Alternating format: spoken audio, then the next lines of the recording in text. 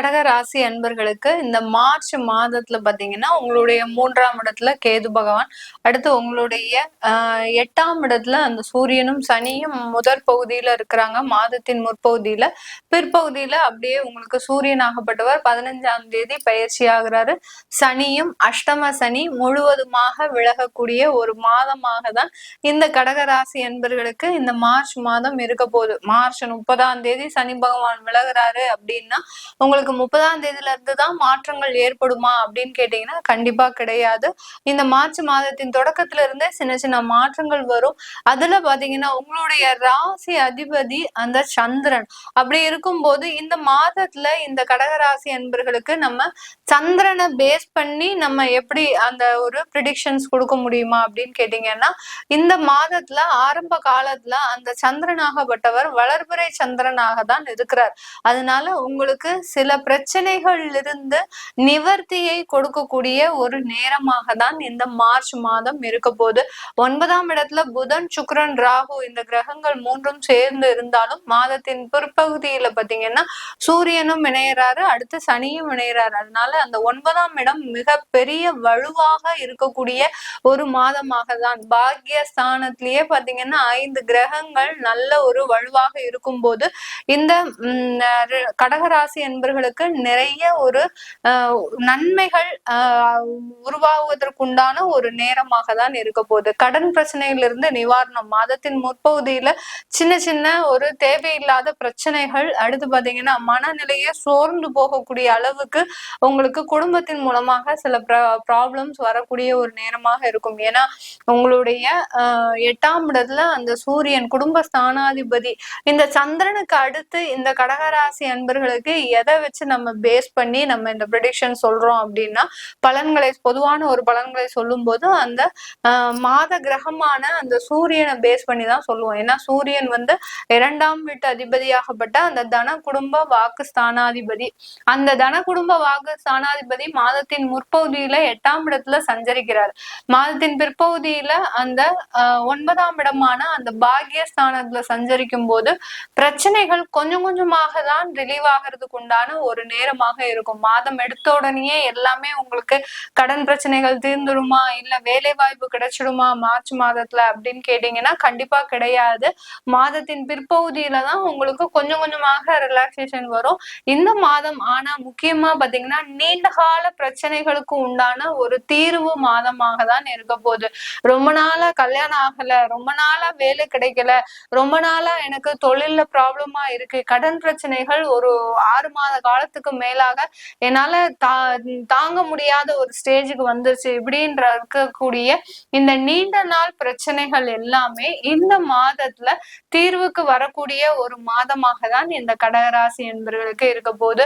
11ஆம் இடத்துல இருக்கக்கூடிய அந்த குரு பகவான் பிப்ரவரி மாதமே வக்ர நிவர்த்தி அடைஞ்சிட்டாரு. அதனால முழுவதுமாக தொழிலில் இருந்து லாபங்களை கொடுக்கக்கூடிய ஒரு நேரமாக தான் இந்த மார்ச் மாதம் இந்த கடகராசி என்பர்களுக்கு இருக்க போது. இந்த மார்ச் மாதத்துல கடகராசி என்பர்கள் நீங்க போகக்கூடிய வேலையில முதல் பாதி நான் இந்த பலன்ல திரும்ப திரும்ப சொல்றது முதல் பகுதி, அதாவது நீங்க போய் சேர்ந்த உடனே கொஞ்சம் கஷ்டமா இருக்கும். அதுக்கப்புறம் அந்த சூழ்நிலைகள் உங்களுக்கு ஏற்றார் போல மாறக்கூடிய ஒரு ஸ்டேஜ் வந்துடும். அதனால ரொம்ப பெரிய அளவுக்கு மார்ச் மாதத்துல பிரச்சனைகள் இருக்காது இந்த கடகராசி என்பர்களுக்கு. குடும்பம் சம்பந்தமாக சில பிரிவுகள் ஏற்கனவே இருக்கு. ஏற்கனவே நாங்க விவாகரத்துக்கு அப்ளை பண்ணிட்டோம், எங்களுக்கு விவாகரத்து கிடைக்கணும். ஏன்னா 7ஆம் வீட்டு அதிபதி அங்க 8ஆம் இடத்துல இருக்கிறதுனால கடந்த 2 வருடங்களாக குடும்பத்துல கணவன் மனைவிக்கும் பிரச்சனை அப்படின்றது அந்த ஒரு உறுதியாக இருந்தது. இந்த மாதத்துல அதற்குண்டான தீர்வுகள், அததான் சொல்லிட்டேன் முதல்லயே, நீண்ட காலமாக இருக்கக்கூடிய பிரச்சனைகளுக்கு தீர்வு கிடைக்கக்கூடிய ஒரு மாதமும் இந்த மாதம் தான். அதனால கணவன் மனைவிக்கிடையே இருக்கின்ற விவாகரத்து வழக்குகள் எல்லாமே இந்த காலகட்டத்துல முடிவுக்கு வரக்கூடிய ஒரு தருணம். பெண்களாக இருந்தீங்க அப்படின்னா ரொம்ப ப்ரெஷரா இருந்திருப்பீங்க. கடந்த 2 வருடங்களாக பாத்தீங்கன்னா ரொம்ப ப்ரெஷரைஸ்டா, அதாவது வேலையை பாக்குறதா, வீட்டை பாக்குறதா, வீட்டுல இருக்கக்கூடிய பிரச்சனைகளை பாக்குறதா, அடுத்து குடும்பத்துல இருக்கக்கூடிய குழந்தைகளின் நலனை பாக்குறதா, இப்படி அடுக்கடுக்காக அவங்களுடைய தலைவலிகள் அதிகரிச்சு கொண்டே இருக்கும். அதுல இருந்தெல்லாம் ரிலீவ் ஆகக்கூடிய ஒரு மாதமாக தான் இந்த மார்ச் மாதம் கடகராசி என்பவர்களுக்கு இருக்க போகுது.